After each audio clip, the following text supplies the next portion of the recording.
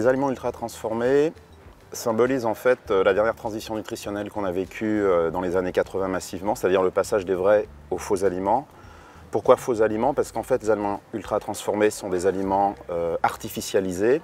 On ajoute, si vous voulez, des ingrédients et des additifs de nature cosmétique pour modifier, exacerber couleur, goût, arôme et texture. C'est très intéressant parce que d'abord ça peut nous en faire manger plus que de raison. Ça peut nous le faire racheter. Et si les enfants sont ciblés très jeunes, on peut en faire des clients à vie. Et avec un risque quand même très important, c'est qu'on peut éloigner les enfants des vrais aliments qui ont des goûts moins exacerbés et plus subtils.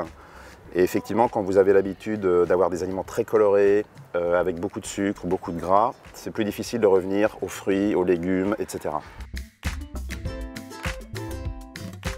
Les aliments ultra transformés posent un réel problème pour la santé quand ils sont consommés régulièrement et qui constituent la base de l'alimentation.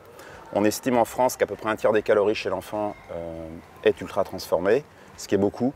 C'est vraiment très délétère d'habituer les enfants aux aliments ultra transformés très tôt, parce qu'après on les habitue à des aliments mous, friables, avec des textures qui demandent peu de mastication, donc qui sont peu rassasiants. Donc ça pousse à consommer plus de calories et après le surpoids n'est plus très loin.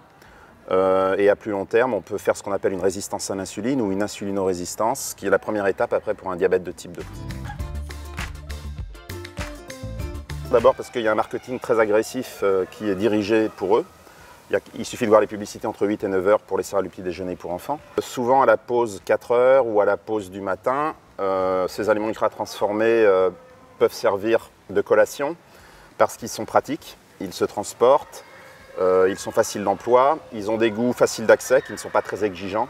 Donc comme ils sont hyper standardisés, on sait parfaitement le goût qu'on va avoir, donc il n'y a aucun risque au niveau du goût. Donc on peut trouver effectivement des sodas, des jus d'orange aromatisés. Qu'est-ce qu'on peut trouver? On peut trouver des biscuits industriels qui pour beaucoup sont ultra transformés avec des sucres cachés comme des sirops de glucose, des maltodextrines. Alors qu'en fait il faudrait plutôt donner aux enfants de 3 à 18 ans, à la pause du matin et à la pause de l'après-midi, il faudrait plutôt donner des vrais aliments. Alors, peut-être un peu moins sexy, parce que les enfants n'ont pas été habitués à ces aliments, mais c'est des fruits à coque, noix, noisettes, amandes, des fruits séchés. Ça peut être une tranche de pain complet avec du vrai beurre, avec du vrai chocolat. Ça peut être, pourquoi pas, du lait bio entier. Enfin voilà, revenir à des vrais aliments qui sont plus rassasiants, et qui vont poser beaucoup moins de problèmes pour la santé à long terme. Et puis ça va aussi habituer les jeunes à des goûts un peu plus subtils, un peu plus exigeants, et c'est vraiment indispensable. On parle d'éducation à l'alimentation.